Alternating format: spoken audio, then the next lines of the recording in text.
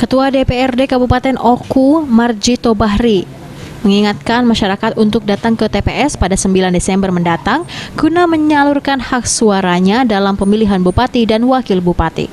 Masyarakat tidak perlu khawatir karena pelaksanaan pemungutan suara dilakukan dengan standar protokol kesehatan COVID-19.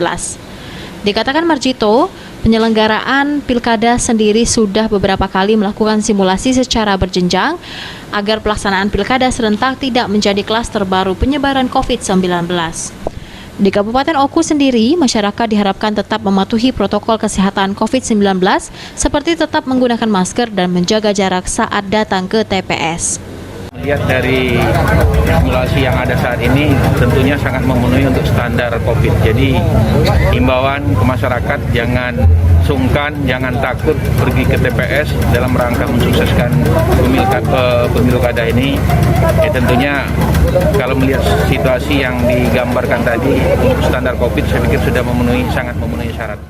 Ketua KPU Provinsi Sumatera Selatan, Kelly Mariana, menyebutkan saat ini 90% pilkada serentak 9 Desember mendatang sudah siap. Paling utama pada pilkada serentak tahun ini adalah persiapan pemenuhan standar protokol kesehatan COVID-19 agar pilkada tetap sehat, kita selamat. Kita bisa menyimpulkan bahwa 90% semua 7 kabupaten siap untuk melaksanakan pilkada 9 Desember. Semua sudah disimulasikan, mulai dari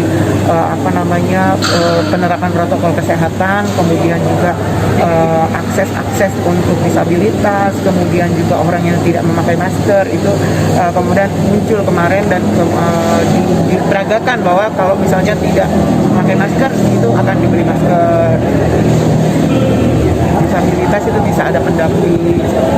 Berarti pilkada aman dan sehat? Ya, pilkada sehat, kita selamat. Ari Pranika, PAL TV.